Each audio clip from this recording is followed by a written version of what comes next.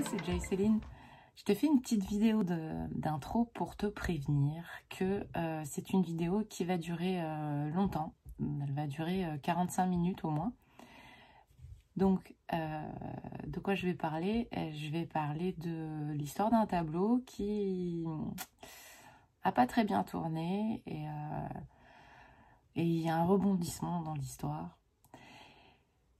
Voilà, donc je te parle de mon cheminement par rapport à ce travail et comment ça s'est passé dans mon atelier avec tout ça. Donc, si ça t'intéresse, bienvenue. Je suis enchantée que tu sois là et que tu restes et que tu écoutes ce que je vais te dire. Et sinon, ben, je te souhaite une bonne journée et je te dis à bientôt. Salut, bye bye. Bienvenue dans une nouvelle vidéo. Aujourd'hui, je vous fais une vidéo parce que j'ai envie de parler d'une expérience récente par rapport à ma création. On en parle des ratés, des choses qui se passent pas comme tu avais prévu. Voilà, c'est un peu ça le thème et comment tu peux te sortir de ce genre d'embûches. Voilà. Donc, de quoi je parle? En fait, j'en ai parlé dans une petite vidéo sur Instagram. J'ai parlé du fait que je bossais sur la résilience au niveau de ma démarche artistique.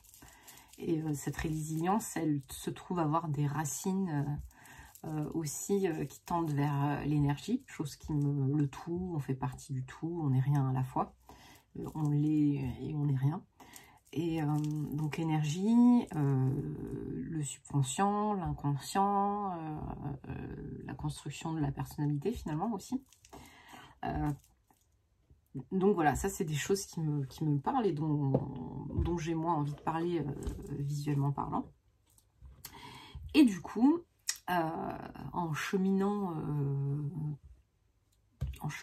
sur mon carnet de réflexion, à ce sujet-là et tout, naturellement, je me suis bien sûr rattachée à l'image du phénix, puisque c'est quand même l'image par excellence de la résilience, hein, tu renais de tes cendres.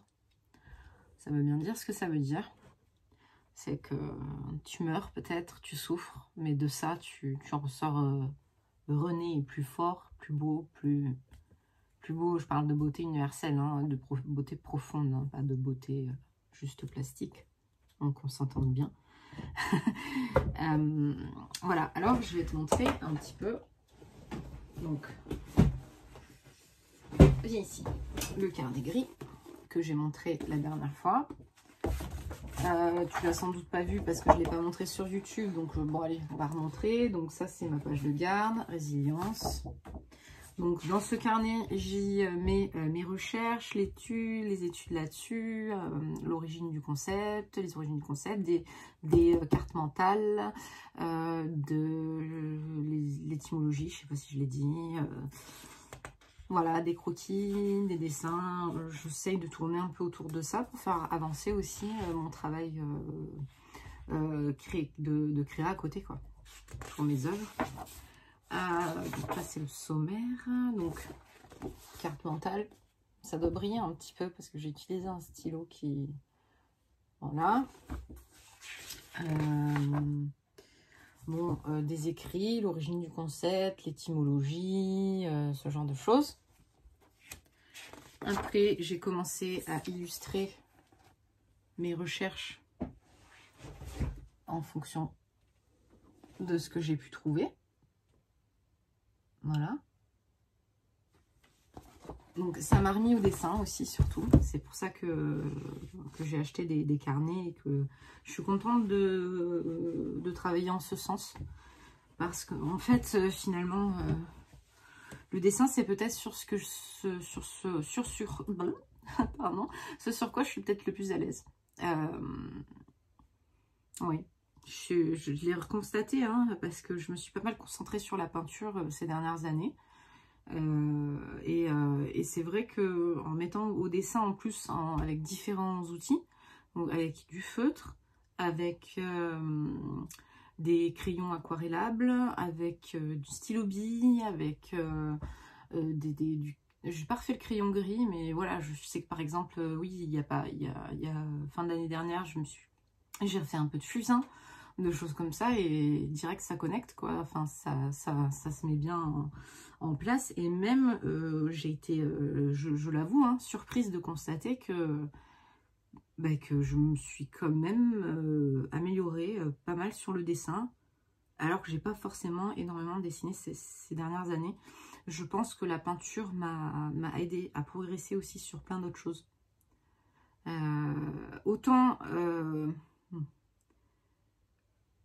j'ai du mal à reproduire certaines choses avec la peinture, autant là, la peinture m'a aidé à amener d'autres choses dans mes dessins, dans mes croquis.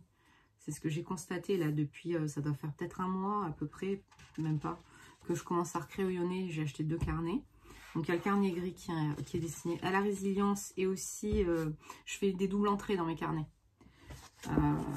Double entrée, c'est-à-dire que là j'ai une entrée dans le sens classique et je retourne le carnet et j'ai une entrée dans un autre sens.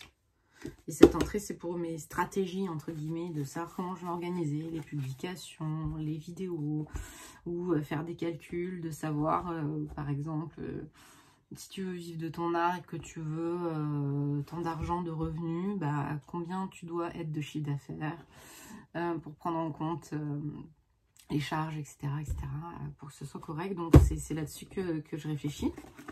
Et j'ai un autre carnet que je te montrerai quand même. Tant qu'à faire, vu que tu l'as pas eu, ça va pas être réservé à Instagram non plus. Donc voilà, donc après j'ai des écrits.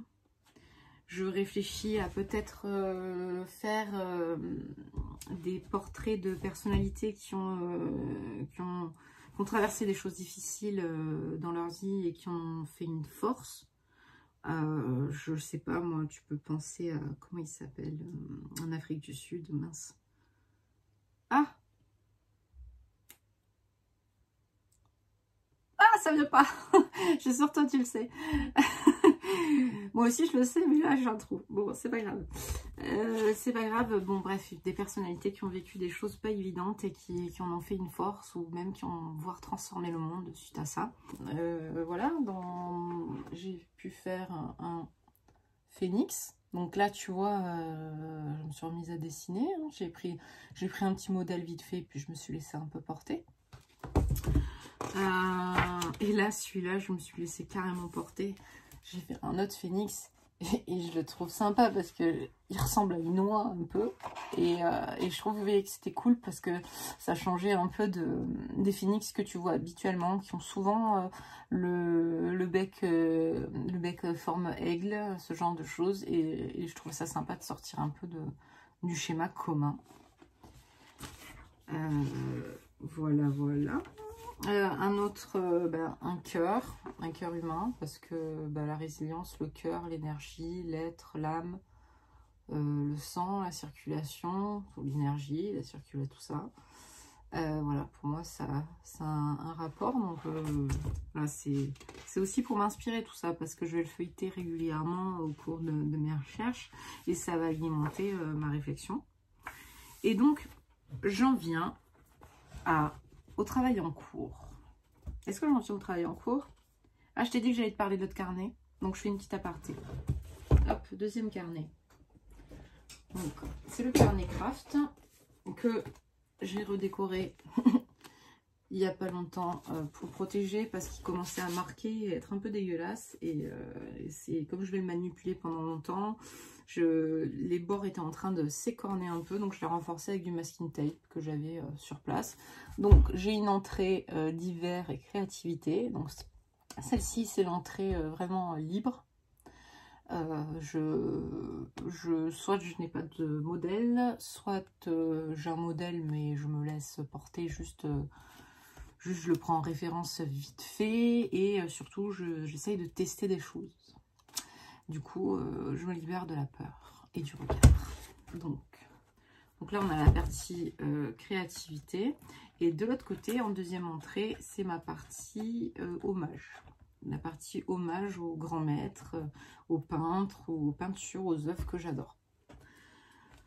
Voilà, donc ça je l'ai commencé il n'y a pas longtemps. Je vais te le montrer après. Donc là tu vois, j'ai fait une sorcière, petite sorcière. Je l'ai fait en regardant le film Miyazaki, ouais, de Miyazaki, La petite sorcière. En ce moment c'est sur Netflix, il y en a plein. Là j'ai vu qu'ils ont mis le château ambulant. Ouais, il y en a plein, tu peux te faire plaisir, hein. Ça peut occuper les enfants aussi. Tant qu'à faire, l'abonnement il n'est pas si cher. Et je suis pas payée pour faire de la pub, hein. Mais l'abonnement est pas cher, et pas si cher. Donc vu ce qu'on vit actuellement, ça peut être cool pour tes enfants de découvrir ça. Après c'est des sujets difficiles, hein, aussi, hein. Si tu regardes Nausicaa par exemple, enfin, voilà, il va falloir être là avec ton gamin, hein, parce que c'est dur quand même. Ça c'est une sirène maléfique. Je regardais un film d'horreur que je n'ai pas regardé en entier d'ailleurs, où il y avait une histoire de sirène monstrueuse. Donc du coup, j'ai fait ça. Ça, c'est simplement un toucan et de la décoration qu'il y a sur un de mes verres décoratifs. Ça, je me suis inspirée, mais vraiment inspirée, non, c'est pas copié, puisqu'il ressemble pas vraiment à ça. C'est Nigel dans Farscape, parce qu'on commence à regarder Farscape avec mon chéri. C'est vraiment une série, fantastique, science-fiction, dans la veine des Star Wars, des Star Trek et tout ça. J'ai dit Star Wars, c'est pas ça que je voulais dire. Stargate, pardon. Stargate, Star Trek et tout ça. Et c'est vraiment pas mal. Moi, j'ai beaucoup aimé cette série. C'est intéressant. Et alors, le gros méchant de cette histoire, il est vraiment, vraiment top. Avec son vinyle et son masque, son habit comment dire, de sadomaso, et puis il est vraiment méchant à souhait, quoi. Il est cool, enfin ouais, c'est un des meilleurs méchants que j'ai pu voir. Voilà, donc inspiré de Nigel de Farscape, que je vous conseille. Alors ça c'est nouveau, personne ne l'a vu encore, puisque je l'avais pas fait quand j'ai fait la petite vidéo sur Instagram pour montrer mes carnets. Et comme tu l'as peut-être vu sur Facebook ou Instagram, ça c'est encore une réinterprétation d'un dessin que j'ai fait plusieurs fois. Si je l'ai fait sur la vidéo présentation de mon travail figuratif, tu pourras la voir. Bah là c'est une quatrième interprétation de cette photo. Voilà, j'adore cette photo. je l'essaye presque à plein de sauces différentes, et je t'avoue que j'aime bien. J'aime bien l'effet. Bon, je cache qui c'est parce que ça lui ressemble pas. Ça lui ressemble pas du tout. Alors je dirais pas qui c'est. Non, je suis pas très bonne pour les portraits réalistes. Moi, quand je prends une photo, je m'en inspire en fait, juste. Sinon, je suis déçue. Et là, ah, ça j'aime bien, tu vois, c'est un truc, ça faisait longtemps que, donc c'est au stylo bille que je l'ai fait, et je suis assez contente du résultat. J'aime bien cette petite illustration. Là pareil, je dis pas qui c'est parce que c'est la honte. Voilà, c'est quelqu'un que j'aime bien, mais j'ai pas réussi à le refaire. Mais c'était intéressant de bosser. J'ai bien aimé le mélange blanc, couleur, crayon, aquarelle. J'étais contente. Et là, je me suis simplement préparé des fonds pour pas pouvoir créer direct et pas avoir à attendre que ça sèche et tout. Parce que comme c'est pas vraiment du papier fait pour recevoir de l'eau, ça gondole un poil. Et du coup, c'est pas mal de le faire en amont. Et là, oh là là, j'ai même pas vérifié si c'était correct au niveau du dessin. Qu'est-ce que je sous-entends par là? Alors, si tu es artiste, je te donne un truc que tu connais pas. Peut-être que tu connais pas. Bon, c'est un peu un truc de base. Et attention, hein, parce que tu risques d'être dégoûté de ton travail. je te le dis, moi quand j'ai commencé à contrôler mon travail de cette manière, j'ai eu un peu un choc et je me suis dit, oh, mon Dieu, tellement d'erreurs dans mon travail en fait. C'est la technique du miroir. En fait, quand ça fait un moment que tu dessines, que tu peins, que tu es concentré sur ton travail, que tu prends pas de recul, et même en prenant, c'est difficile d'ailleurs parce que tu es toujours sur les mêmes yeux, la même façon de regarder et tout. Et tu vois pas vraiment en fait réellement ce que tu as dessiné.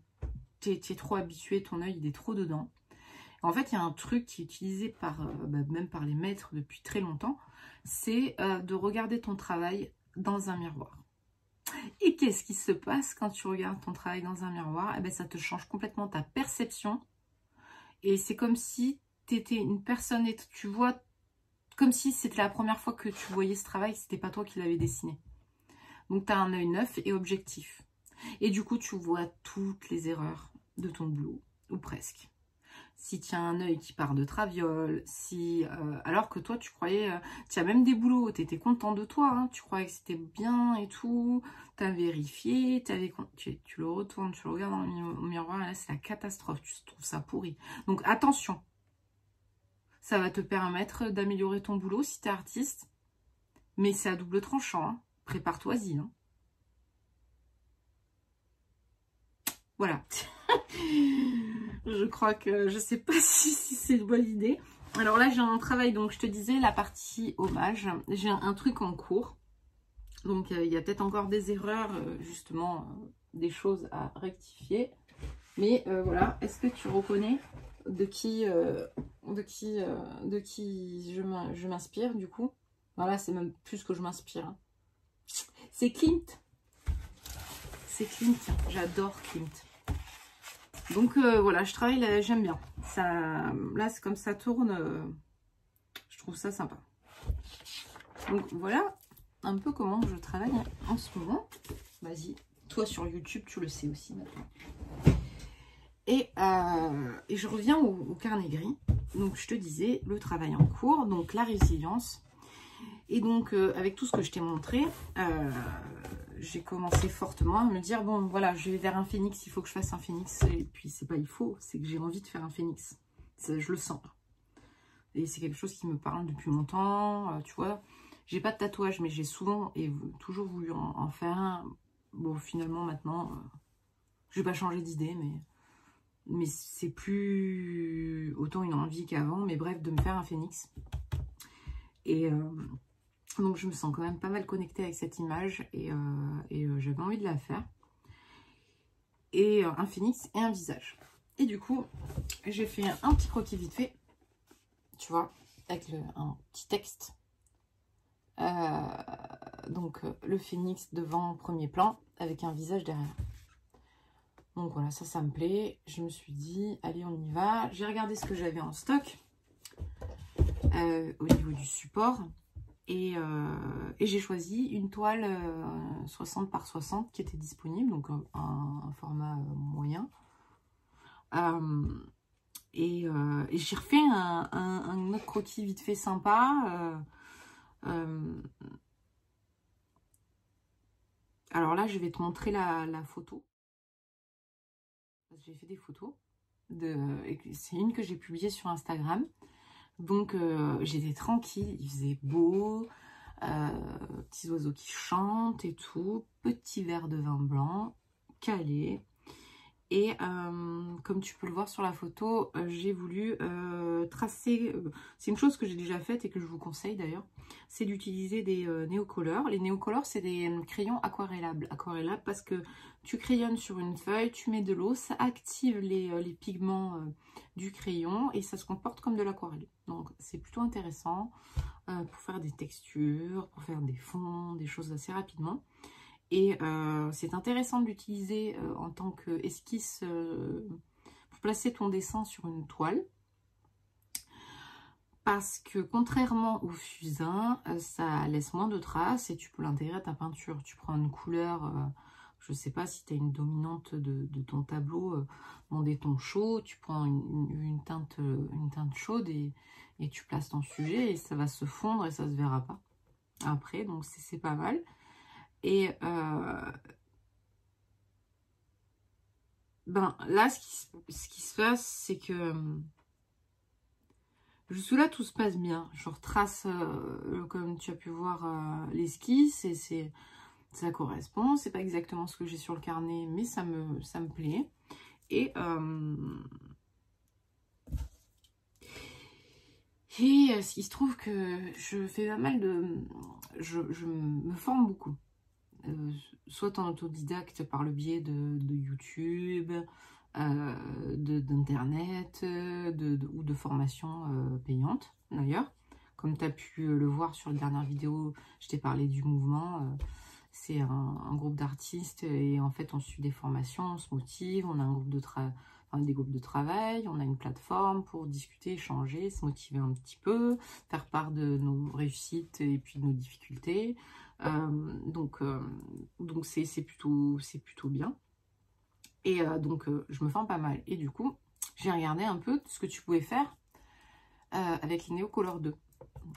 Et du coup, je suis tombée sur une vidéo d'une fille qui disait que tu pouvais activer aussi les Neocolor 2 avec soit de la peinture blanche, de la gouache, du gesso, ce genre de choses. Ah, pas mal, ça m'intéresse. Et du coup, j'ai envie de tester ça avec ma toile. Je l'ai jamais fait. Je l'ai jamais fait.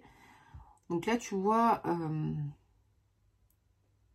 le problème, c'est que comme ça faisait longtemps que j'avais pas peint, je crois que j'avais vraiment... J'étais rouillée. Donc j'avais pas de croquis. Enfin si, j'avais juste fait un croquis et j'avais pas vraiment de photos de référence pour faire éventuellement des plumes un peu plus travaillées que sur mon carnet de croquis, pour être pas vraiment dans le réalisme, mais pour construire les choses plus facilement. C'est toujours plus facile quand tu fais une œuvre, quand tu as des références, que tu as fait des placements, surtout quand tu es en peinture, parce que ça te permet de savoir où tu vas. Et pas te retrouver bloqué au milieu d'une création, parce que toi, tu as imaginé ça, mais tu n'as aucune référence réelle de la chose, donc tu as beaucoup de mal à imaginer comment se comportent les ombres. Enfin, en tout cas, c'est mon cas. J'ai sans doute un manque de connaissances. Il faut que je travaille, c'est sûr, beaucoup plus là-dessus. Et du coup, ben, tu peux te retrouver bloqué si tu veux y aller juste comme ça, tu vois. Et une photo de référence te permet de capter des ombres auxquelles tu penserais pas. Par exemple, tu vois, celle-ci que j'ai sur mon visage, elle n'est pas forcément évidente à imaginer. C'est ce genre de choses.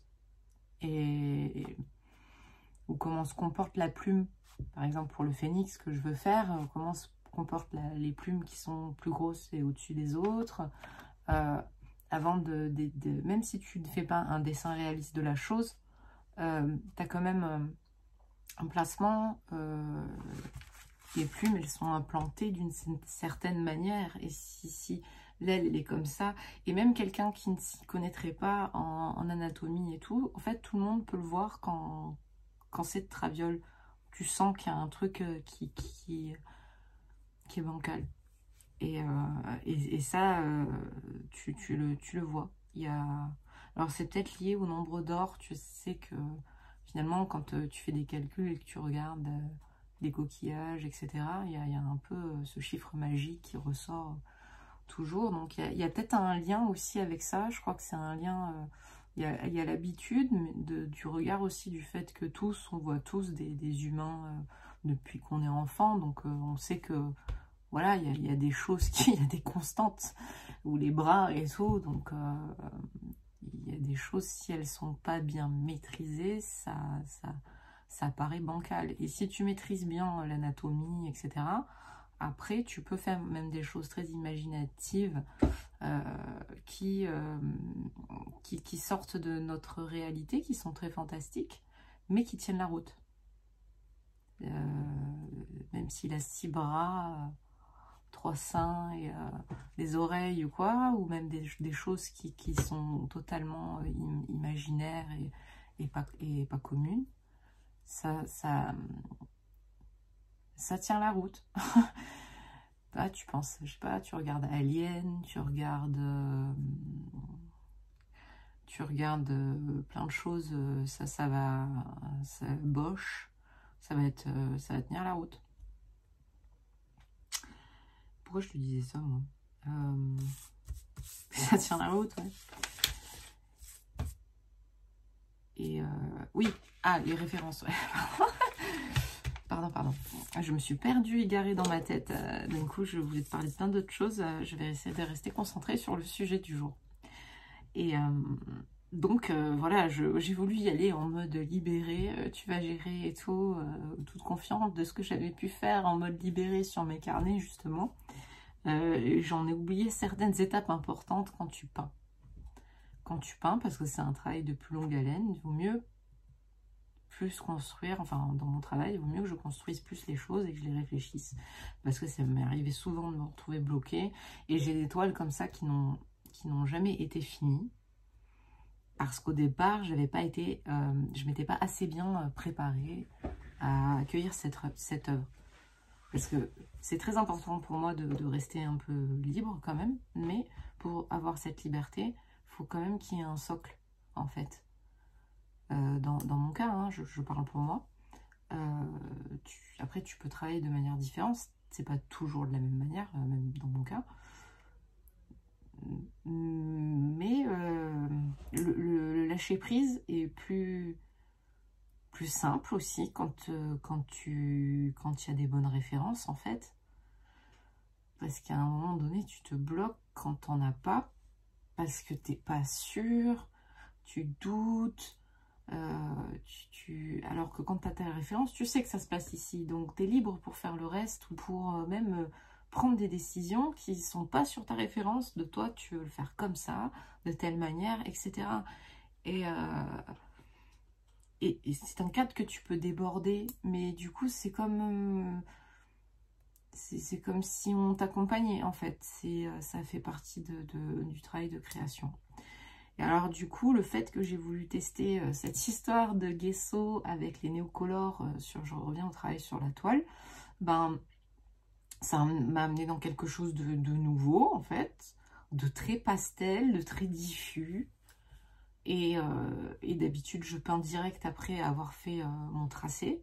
Et du coup, tu vois, ça se dilue avec la peinture parce que je prends une peinture approchante. Je marque mes ombres et tout comme ça et je construis au fur et à mesure. Et là, c'est parti carrément dans un autre truc. Donc, je te mets les photos au fur et à mesure pour que tu vois. Et du coup, ça me plaisait pas comme ça. Et il me fallait plus de texture. Donc, j'y suis allée avec de l'encre acrylique. J'ai pas choisi forcément la bonne teinte. Donc, tu vois, j'ai pas mal... déjà, ça a commencé à gripper, là. Tu vois, c'était pas très plaisant, en fait. Je t'avoue, tu vois, avec le recul. Je sens... Finalement, ça coinçait. Et donc, voici des photos, encore une fois, je te montre. J'ai tourné autour, tu vois. Oui, j'ai commencé à attaquer après avec de la peinture acrylique. Non, avant la peinture acrylique, je suis revenue dessus avec du Posca. Du Posca, mais de manière, tu vois, pas fondue, de manière tracée, un peu brute. Mais ça faisait finalement rentrer dans l'illustration. Et c'est pas que ça me plaisait pas, parce qu'il y a certaines étapes qui m'ont plu, mais où je voulais aller plus loin, parce que c'est pas ça que je voulais faire. et du coup, on était trop dans l'illustration. Et tu vois, je crois que ça m'aurait plu de faire ça dans mon carnet. Mais là, sur la toile, j'avais pas envie de ça. La toile, c'était pas du tout dans ce sens-là que je voulais aller, en fait. Et je voulais plus utiliser la peinture. Donc, je pense que déjà, j'ai commencé à faire une erreur de plus, finalement, dans mon histoire. Je voulais être créative, en fait, et j'ai trop voulu être créative, pour le coup. Du coup, je n'ai pas réussi à obtenir ce que je voulais. Et le fait de sortir les postcards, je suis allée trop sur l'illustration. Et résultat des courses, quand j'ai commencé à sortir l'acrylique, bah pareil, j'ai tourné autour de mon personnage. Je te montre les photos au fur et à mesure, mais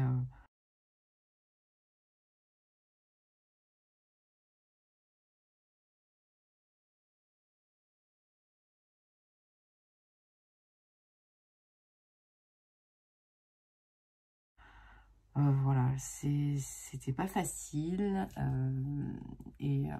Quand tu crées, tu as toujours une phase qui est un peu moche, mais qui est nécessaire. C'est-à-dire autant parce que tu vas placer des couleurs qui vont te permettre de construire après autre chose. Tu construis ta peinture, tu mets des couches après couches, et bah, tu as des couches où ça ressemble pas à grand chose, et avec l'expérience, tu sais qu'il y en a certains que tu as trouvé très très moches, mais qui au final bah, ont très bien tourné. Et là, honnêtement, c'était pas vraiment le cas. Qu'est-ce que... ouais, j'ai tourné autour. Et puis j'ai fini par me dire que ben, j'allais laisser tomber. Je n'ai pas envie de commencer ma session de peinture cette année par quelque chose qui ne fonctionne pas, qui me fait souffrir et qui va me laisser sur un mauvais goût, tu vois. J'ai envie d'être dans une bonne énergie et surtout, je veux vivre ce que j'ai déjà vécu en peinture plusieurs fois. C'est qu'il y a des choses qui se mettent en place toutes seules naturellement quand je me laisse aller et qui correspondent exactement à ce que je cherche et ce que je veux. Et c'est aussi en lien avec la résilience et l'énergie, si tu veux. Donc c'est directement connecté à mon travail, le fait de lâcher prise et tout en étant préparé, ben, laisser venir les choses et regarder ce qui se passe, ce qui s'y passe. Et avant d'aller plus loin sur ce sujet, je vais te montrer mon horreur pour l'instant, parce que, alors, pour l'horreur, l'idée c'est quoi? C'est soit je le laisse dans un coin comme ça et je l'oublie un certain temps, et j'y reviendrai quand je m'en serai fait certains qui me plairont, que je serai plus aguerrie et dérouillée. Ça sera plus facile. Soit carrément je le badigeonne de blanc, on l'oublie, il disparaît dans les méandres et je fais autre chose dessus. Voilà, donc deux solutions. Donc le travail que je devais te montrer, soit évoluera, soit il disparaît. Attention les yeux, ça pique. Donc c'est la phase moche, hein, parce que du coup, voilà, et je t'ai montré les autres. Voilà comment il est actuellement. Voilà. Donc ça brille un peu. Ouais, voilà. Hein? Bah voilà, ce tableau me fait trop souffrir pour le moment. Et je le laisse tomber. Je te laisse tomber. Boum. Voilà, je ne veux plus te voir pour l'instant. Voilà, il est au piqué. Je ne veux plus le voir. Je ne veux plus te voir. Et donc, bon, c'est bien joli de se dire, bon, ok, on s'arrête. Mais on s'arrête pourquoi? Pour rebondir? Ouais, pour rebondir. Donc, du coup, je rebondis. Comment? Je me suis fait un petit plan quand même pour pas partir dans tous les sens, parce que sinon, bavarde comme je suis. et hyperactive, on peut finir à partir de parler de l'histoire à un moment donné. Enfin, moi toute seule, finalement. Donc ouais, je laisse tomber. Je laisse tomber.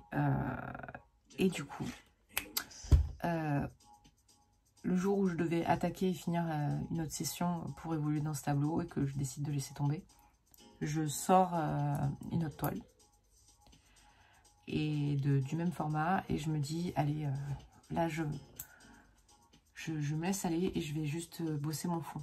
Je vais travailler mon fond d'abord.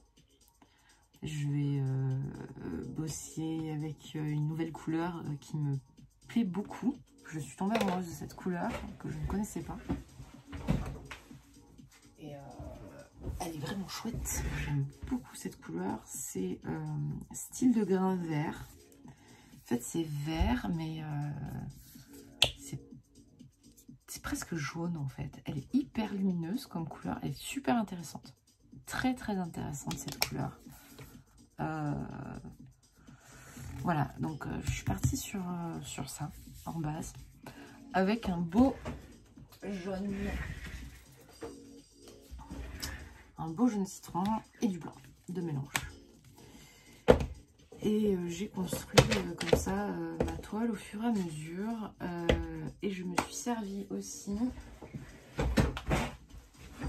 Alors, c'est où? C'est ici. J'ai fait de nouveaux mélanges.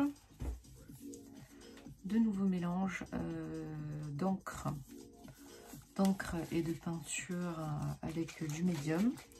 Et je m'en suis servi en aspergeant ma toile, en la travaillant, en faisant des taches de peinture dessus. Et en fait, vous savez quoi? J'ai eu une très belle surprise. Très très belle surprise. C'est construit toute seule au fur et à mesure sur ma toile. Et je vais te montrer ça. Et c'est pas mal sympa.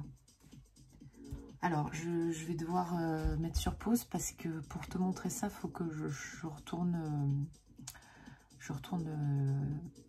Ah, je trouve pas le mot. Faut que je tourne la vidéo de la caméra. Pour que ça filme de l'autre sens et que je puisse te faire des zooms et que je te montre de quoi je parle, quoi. Voilà. Donc voilà ce que j'ai fait. Et je vais essayer de te montrer ce que j'y vois, en fait. Parce que je te disais que les choses s'étaient mises en place toutes seules. Et que, en fait, je voulais faire un visage avec un phénix devant, en premier plan. Et en fait, je vais te montrer que ici, je vois un visage. Alors, je vais m'approcher. Ouais, je vais m'approcher. C'est pas facile.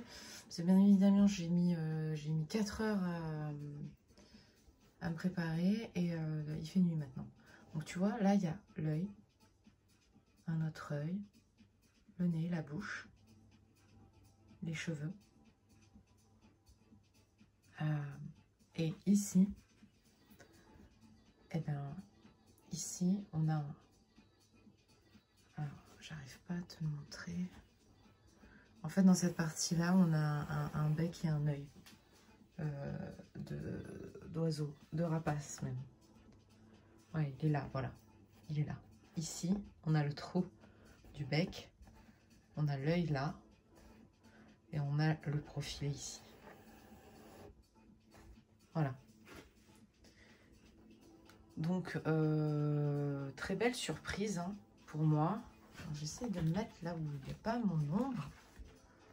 Où ça brille pas. C'est pas facile. Donc, je pense que je te mettrai là une photo que j'ai faite à côté pour qu'on voit mieux.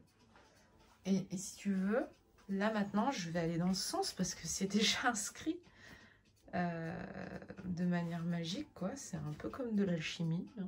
Tu te laisses aller et si tu te laisses aller, il se passe des choses. Et là aussi, je vois, tu vois, je vois aussi quelque chose qui se passe là. Donc, je vais peut-être faire quelque chose aussi, je ne sais pas. J'ai passé beaucoup de temps à regarder cette toile. À regarder ce qui s'y passe. Et je vais te raconter à quoi ça me ramène sur sur quelque chose que je fais depuis que je suis toute petite en fait, que j'adore faire et qui est très lié à ce travail-là. Oui, je te disais que ça me ramène à un truc que je fais depuis très longtemps, depuis que je suis petite en fait. Je me suis rappelé d'un truc, enfin j'avais pas oublié, mais je m'en suis rappelé là récemment. Quand j'étais chez mes grands-parents, chez ma grand-mère, ma chambre quand j'étais petite, elle était couverte de tapisseries avec des fleurs. Plein de fleurs, des roses, par 3, par 2, avec les feuilles et tout. Et en fait, je m'amusais à y voir des scènes, des visages, plein de choses avec mon imagination. Et c'est un truc que je fais depuis très longtemps, avec les formes. Tu vois, ça peut être aussi avoir des formes dans les nuages, dans les taches. Et c'est quelque chose que j'ai toujours aimé faire. Et tu vois, plus ça va, plus je veux que mon travail qu'il aille aussi dans ce sens en fait. Je veux laisser cette part à la surprise et à l'inconnu, à ces petites choses magiques qui se passent au détour d'une bêtise aussi. On a d'ailleurs en cuisine plein de plats comme ça qui sont super bons et qui découlent d'une erreur. Je pense à la tarte tatin, je pense, je crois le crumble aussi, il me semble. Enfin, il y a plein dans l'histoire de choses comme ça qui découlent d'une bêtise et qui ont donné de très très bonnes surprises. Et voilà, je veux vraiment mettre cette part d'énergie qu'on a tous, cette part de connexion que je pense qu'on a tous avec soi en intérieur, avec plus grand que soi, je ne sais pas. Et j'ai envie de partager ça et de partager le fait que aussi par rapport à la résilience, partager que on peut vivre des choses dures, mais en ressortir grandi. Et on peut faire de cette douleur quelque chose qui aidera les autres, qui fera de notre expérience un regard, une force pour les autres, pour soi, et que ça peut être aussi un beau cadeau. Peut-être pas au premier abord pour soi, mais pour le monde peut-être. Tu vois, par exemple, tu prends des gens qui ont perdu quelqu'un et qui après ça, je connais quelqu'un qui a perdu son fils et qui après ça est parti en Asie, au Vietnam, je crois, pour travailler avec et pour les enfants, quoi. Et je pense qu'elle a sauvé plein de personnes, cette femme. Donc, c'est vrai que elle y a perdu son fils dans cette histoire. Mais ça a généré aussi tellement de bonté, de bienveillance et que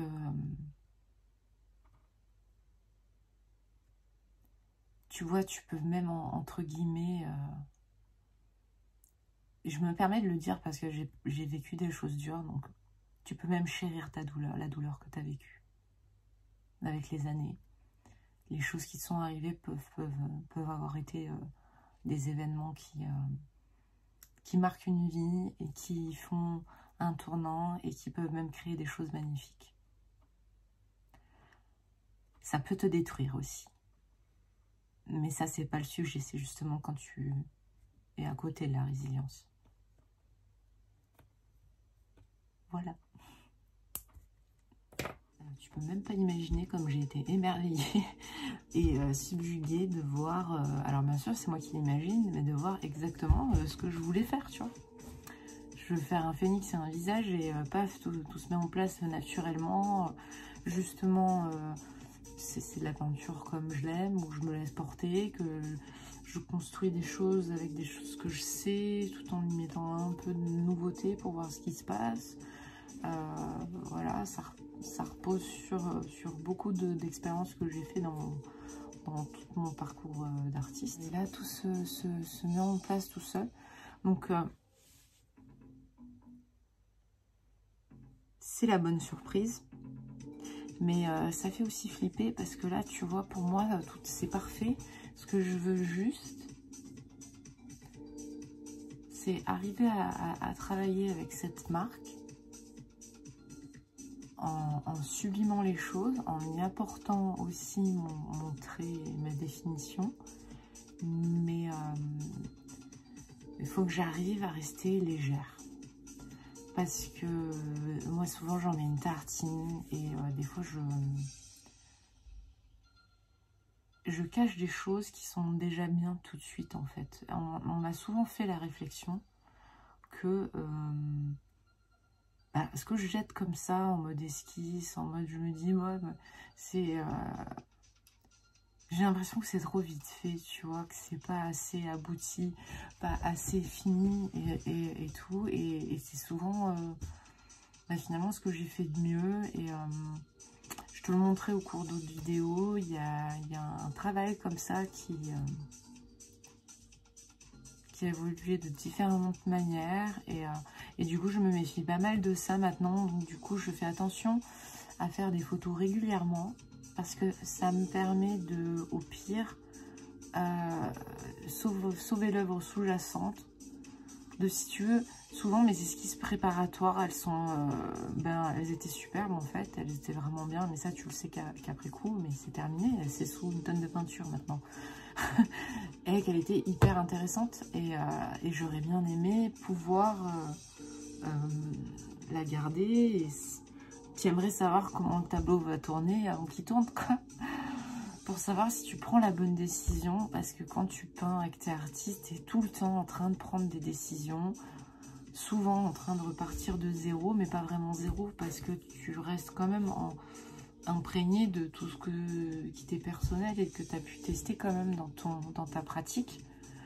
Donc, ouais, faut pas croire, c'est aussi beaucoup de souffrance aussi, la vie d'artiste. C'est une histoire d'amour tumultueuse avec soi-même, avec son art, ce qu'on fait, ce qu'on sort de ses tripes, ce qu'on ne sort pas, ce qu'on n'arrive pas à dire, comment le dire, est-ce que c'est ça, est-ce que je m'égare pas, est-ce que...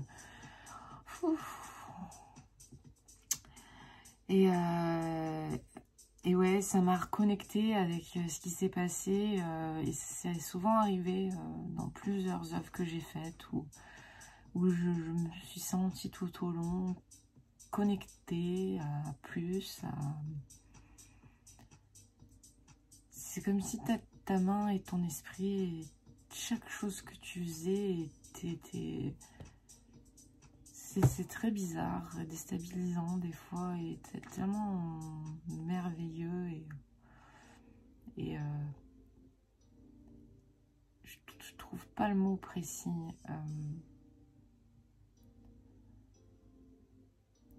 Ouais, t'es ébahi, peut-être.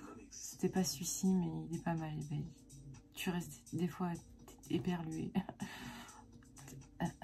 Tu comprends pas.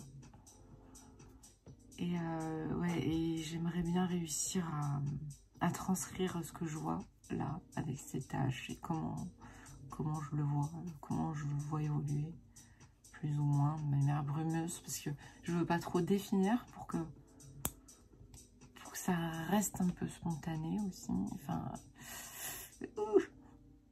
ça fait peur. Ça fait peur. Et ouais, je te disais, ça me fait penser à ce qui s'est passé avec le pouring la dernière fois. Enfin, plusieurs fois.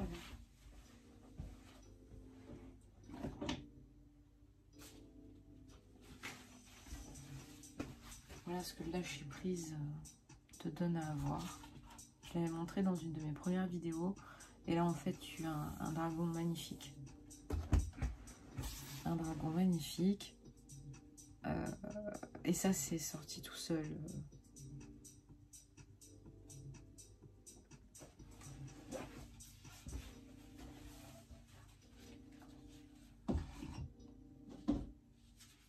Et tu vois, le phénix, c'est quelque chose qui transparaît aussi dans mon travail. Là, j'y ai vu donc un personnage et un phénix. J'ai tiré un peu les cheveux, comme tu peux voir. Un peu les plumes. J'ai juste mis un œil pour le phénix, je crois. J'ai fait le diadème. J'ai défini le contour de la tête pour qu'il ait un nez, etc. Et je l'ai laissé comme ça. Et je l'adore. Voilà. Énergie, phénix. L'homme au sens humanité.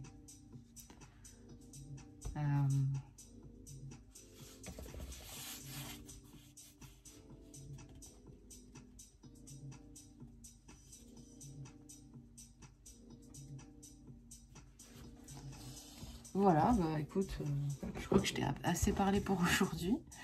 Je vais avoir je voulais pas faire de montage, je voulais faire un one shot et j'ai été interrompue plusieurs fois. C'est pour ça que tu vois différentes lumières, différentes positions et tout ça. Et bah, c'est dommage. J'espère que ça va être rapide. Voilà, je te fais des bises. Je te dis à bientôt. Et puis prends soin de toi, de tes proches. Et voilà, ben, tu peux me retrouver sur Instagram si tu le souhaites ou sur Facebook. Bientôt, je vais mettre en place une liste de contacts privés pour informer ben, de mon actualité, donner des choses un peu en exclusivité à tous ceux qui auront rejoint cette liste. Donc, reste attentif, je te tiendrai au courant de ça. Voilà, à bientôt.